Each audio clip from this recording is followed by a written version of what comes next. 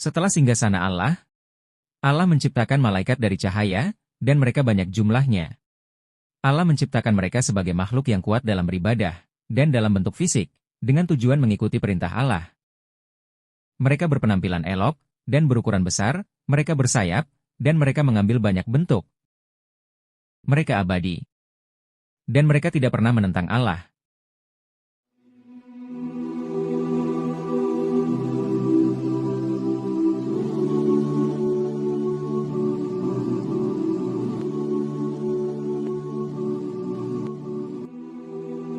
Di langit ketujuh, ada Sidratul Muntaha, pohon di dekat kediaman surga.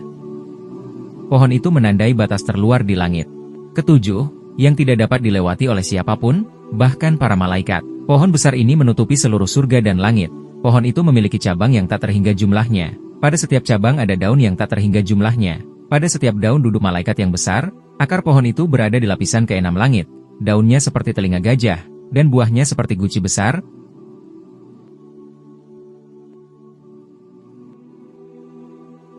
Dan ada di langit ketujuh, tempat suci bagi para malaikat yang disebut Baitul Mamor, rumah yang sering dikunjungi, di mana 70.000 malaikat beribadah setiap hari, dan mereka tidak dapat kembali ke sana lagi karena jumlah malaikat yang sangat banyak, dan kumpulan baru datang ke dalamnya setiap hari.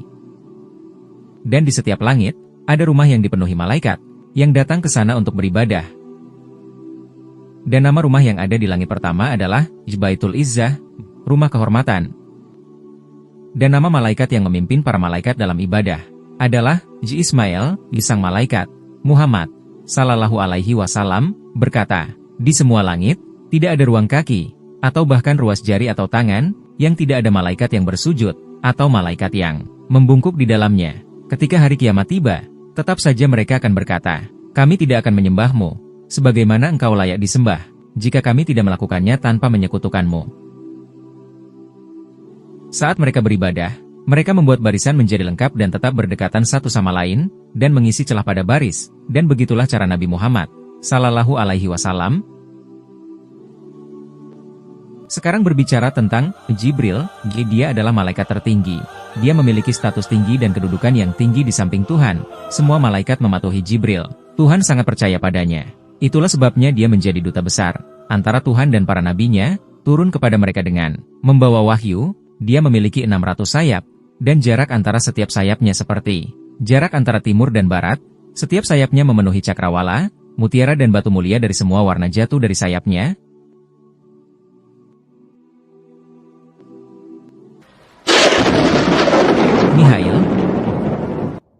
Mihail juga seorang malaikat tertinggi, yang bertanggung jawab atas hujan dan tanaman. Dia memiliki asisten yang melakukan apa yang diperintahkannya. Atas perintah Tuhan, mereka menyebarkan angin dan awan, sesuai dengan kehendak Tuhan, Maha Kuasa.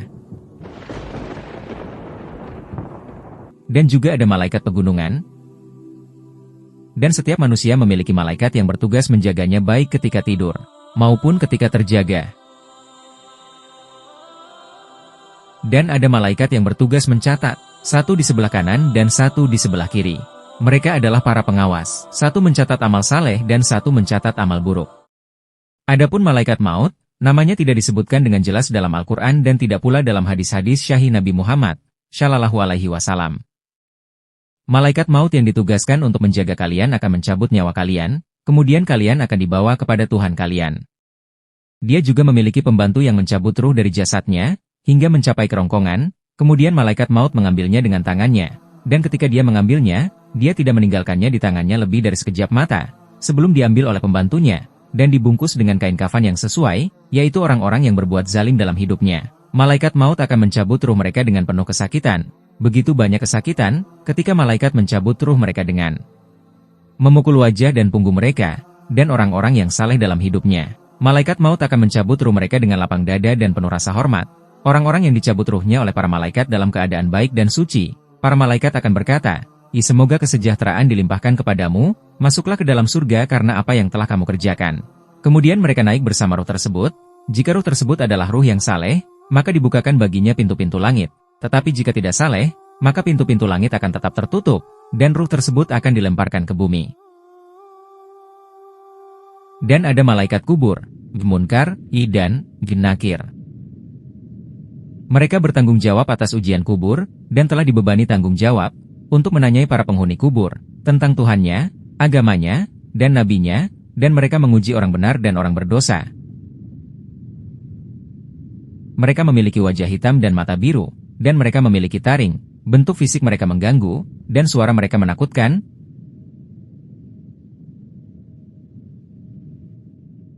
Pengurus surga adalah malaikat, yang namanya Jeridwan, dan penjaga neraka adalah Malik. Sekarang berbicara tentang Israfil, dia juga seorang malaikat tertinggi.